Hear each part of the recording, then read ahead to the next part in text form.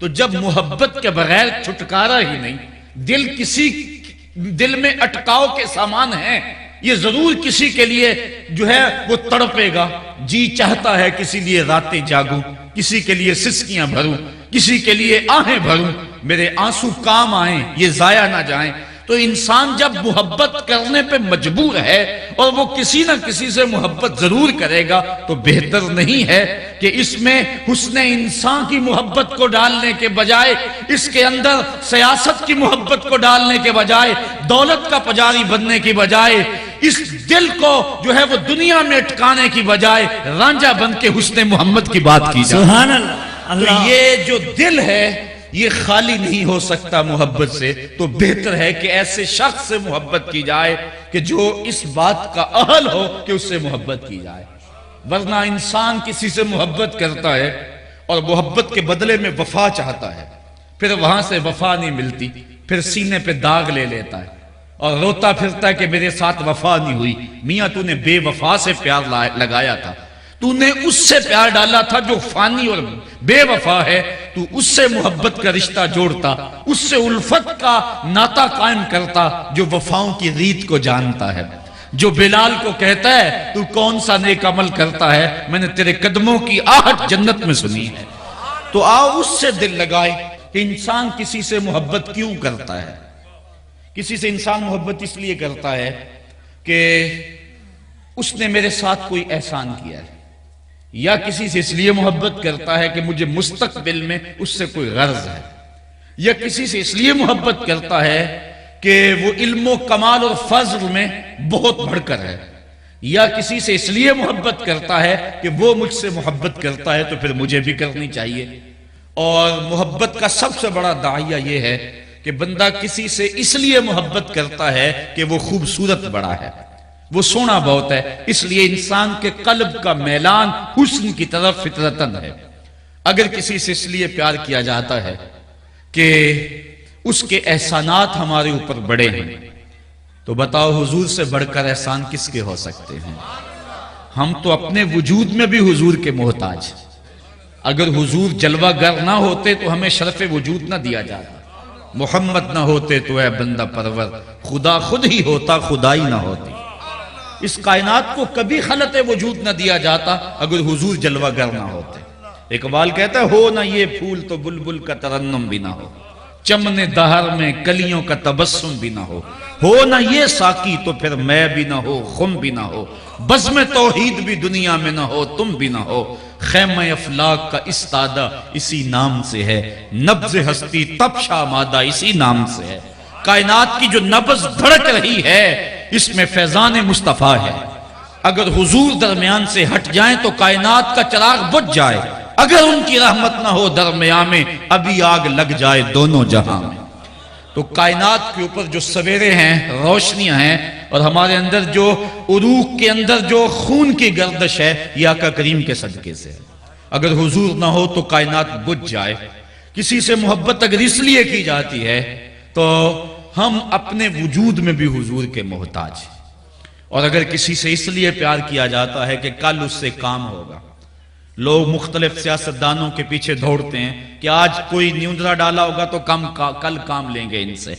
اگر کسی سے اس لیے پیار کا رشتہ جوڑتے ہیں تو بتاؤ حضور سے بڑھ کر کس سے کام ہوگا؟ جب سورج بھی سوا نیزے پہ ہوگا، زمین بھی جب تانبے کی ہوگی، کوئی کسی کا حال پوچھنے والا نہیں ہوگا۔ یوم یفر المرء من اخیہ وامہ وابیہ، باپ بھی بھاگ جائے گا، ماں بھی بھاگ جائے گی، بہنیں بھی بھاگ جائیں گی، بیوی بھی بھاگ جائے گی، اولاد بھی بھاگ جائے گی۔ پھر کون کہے گا آنا لہا؟ کون دامن شفاعت کھولے گا؟ کون پیشانی کو سجدے میں رکھ کے اوپر سے زلفیں بکھیر دے گا اور عرض کرے گا مالک اتنی دیر تک سر نہیں اٹھاؤں گا جب تک امت کی بخشش نہ ہو۔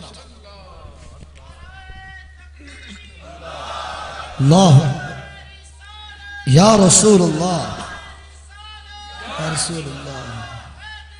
آمین۔ اگر کسی سے اس لیے محبت کی جاتی ہے کہ اس سے کام اور غرض ہے ہمیں، تو بتاؤ حضور سے بڑھ کر کس سے ہمیں کام ہو سکتا ہے؟ کسی سے محبت اس لیے بھی کی جاتی ہے کہ وہ علم و فضل میں بڑا کمال رکھتا ہے۔ اگر یہ داعیہ محبت ہے تو بتاؤ حضور سے بڑھ کر علم و فضل کس کے پاس ہے؟ ما کانا و ما یکون کے خزینے تو مصطفیٰ کے سینے میں رکھے گئے۔ اللہ اکبر۔ کسی سے پیار اس لیے بھی کیا جاتا ہے کہ وہ پیار کرتا ہے، تو پیار کا بدلہ بھی تو پیار ہو، محبت کا بدلہ بھی تو محبت ہوگا۔ میں یہ وعدہ کیا تھا آج، لیکن یہ مجھے لکھنا یاد نہ رہا، تو یہ کسی اور جگہ پہ وعدہ ہو گیا، اور میرے عزیز عالی مرتبت چودھری ریاض صاحب نے مجھے جب دوبارہ یاد دلایا تو بڑا مسئلہ میرے لیے بن گیا، لیکن چونکہ ان کی محبت تھی اور محبت کے بدلے کے اندر مجھے ان سے معذرت کرنا پڑی اور یہاں آنا پڑا، تو یہ محبت کے بدلے میں بھی محبت ہوتی ہے۔ اب حضور سے بڑھ کر کون محبت کرتا ہے ہم سے؟ آقا کریم کی محبت کا عالم دیکھیے۔ فرمایا لو تدخلوا شوکۃ فی رجل احدکم لوجدت علما، اے میری امتی اگر تیرے پاؤں میں کانٹا بھی چبھ جائے نا، اس کی تکلیف مجھے ہوتی ہے۔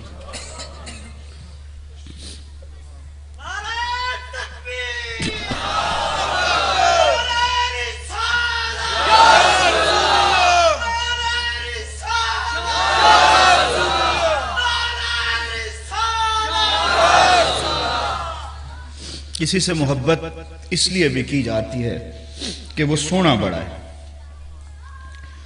یہ محبت کا سب سے بڑا داعیہ ہے، اور اگر اس لیے کسی سے محبت کرنی ہے تو آؤ دیکھو حضور کی خاک پا کے برابر بھی دنیا کا حسن نہیں ہے۔ لکھاں آئے نبی زمانے تے محبوب خدا جا کوئی نہیں، لکھاں سونے بن بن بیندے نے او دی خاک پا جا کوئی نہیں، جیسا حسن ان کو دیا۔ میرے اعلیٰ حضرت فرماتے ہیں، اللہ اکبر، یہ اعلیٰ حضرت کی نعت پڑھ رہے تھے اور مجھے وہ واقعہ یاد آ رہا تھا کہ جب آپ کے برادر مولانا حسن رضا فاضل بریلوی نے یہی نعت جو پڑھی جا رہی تھی، اس سے قبل ایک نعت داغ دہلوی کو پیش کی، اور داغ دہلوی کسی معمولی شخص کا نام نہیں ہے۔ علامہ اقبال نے اس بات پہ فخر کیا ہے کہ میں داغ دہلوی کا شاگرد ہوں، نسیم تشنا ہی نہیں اقبال کچھ اس پہ نازاں، فخر ہم کو بھی ہے شاگردی داغ سخندان کا۔ اپنے دور کا معتبر نام داغ دہلوی، مولانا حسن رضا خان نے اعلیٰ حضرت کی کوئی نعت پیش کی تو داغ دہلوی اشش کر اٹھا، کہنے لگا حد ہے، اچھا اب جب دوبارہ جائیں گے تو تازہ کلام ان سے لکھوا کے لانا۔ اب داغ دہلوی کی مجلس سے حضرت امام حسن رضا اٹھے، کچھ عرصے کے بعد جب واپس بریلی شریف آئے تو اعلیٰ حضرت سے یہ کہنا بھول گیا کہ میں داغ دہلوی سے اس طرح آپ کا کلام پیش کیا تھا، اور وہ اس کلام کو سن کر بڑے خوش ہوئے تھے، انہوں نے کہا تھا کوئی نیا کلام لے کر آنا۔ جب واپسی کا ٹکٹ لے لیا دلی آنے کے لیے تو اچانک وہ داغ دہلوی کی فرمائش یاد آئی، تو اعلیٰ حضرت کے پاس آئے کہ حضرت میں جا رہا ہوں، ٹکٹ لے لیا اور چند منٹ رہ گئے گاڑی چلنے میں، تو یہ میں ان سے وعدہ کیا ہو تھا کوئی نئی نعت لکھی ہو تو مجھے وہ نعت دے دیں تاکہ میں جا کے ان کو سنا سکوں۔ اعلیٰ حضرت فرمایا کہ تم کاغذ اور قلم لے آؤ، ابھی نہیں لکھ دیتے ہیں؟ کہا حضرت وہ میں نے ٹکٹ لے لیا اور گاڑی چلنے والی ہے، کہا چلو لکھ دیتے ہیں ابھی۔ تو یہ نعت جو ہمارے محترم کریم سلطان صاحب نے پڑھی، اعلیٰ حضرت نے یہ لکھی، ان کی مہک نے دل کے غنچے کھلا دیے۔ اللہ اکبر۔ ابھی اس کا مقطع ہوتا ہے جس میں شاعر اپنا نام لکھتا ہے، وہ ابھی نہیں لکھا گیا تھا کہ وصل ہو گئی، تو جلدی جلدی سے وہ لے کر اعلیٰ حضرت سے وہ اسٹیشن پہ چلے گئے اور بیٹھ کے جا کے گاڑی پہ، تو جب داغ دہلوی کو یہ سنائی تو وہ آشش کر اٹھا، تو کہا مقطع نہیں ہے اس کا، کہا اصل وہ فوری لکھی گئی تھی اور گاڑی وصل ہو گئی تھی اور مقطع نہیں لکھنے کا موقع ملا۔ تو داغ دہلوی حیران ہو گیا کہ اتنا عالی نظم کلام اور اتنی جلدی میں لکھا گیا۔ کہا اس کا مقطع اب میں دیتا ہوں اور اپنے بھائی سے عرض کرنا کہ وہ مقطع ہی رہے، اور یہ جو آخری شعر ہے، ملک سخن کی شاہی رضا تم کو مسلم، جس سمت آ گئے ہو سکے بٹھا دیے، یہ شعر اعلیٰ حضرت کا نہیں، یہ داغ دہلوی کا شعر ہے، یہ اس نے اعلیٰ حضرت کے کلام میں شامل کیا تھا داغ دہلوی نے۔ یہ ہے میرے امام احمد رضا خان فاضل، کیونکہ یہ مہین ملک سخن کی شاہی رضا تم کو مسلم، جس سمت آ گئے سکے بٹھا دیے۔ اور اسی دوران اعلیٰ حضرت کا ایک اور شعر مجھے یاد آ گیا، محبوب کو سجدہ کرنا یہ جائز نہیں ہے، اللہ کے علاوہ کسی کو جائز نہیں ہے۔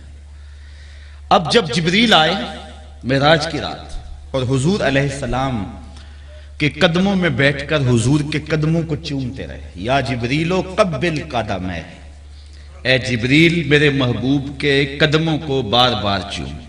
ہمارے نقیب محترم بھی اور ہمارے ثنا خاں بھی میرے علم کے مطابق جو ہے وہ مکمل عالم بھی ہیں، تو یہ قبل تفیل ہے اور یہ کثرت ماخذ چاہتا ہے، یعنی ایک بار نہیں بار بار، قبل قدمہ ہے، اور قدمہ نہیں قدمہ ہے تسنیہ ہے، یعنی اے جبریل میرے محبوب کے قدموں کو بار بار چوم۔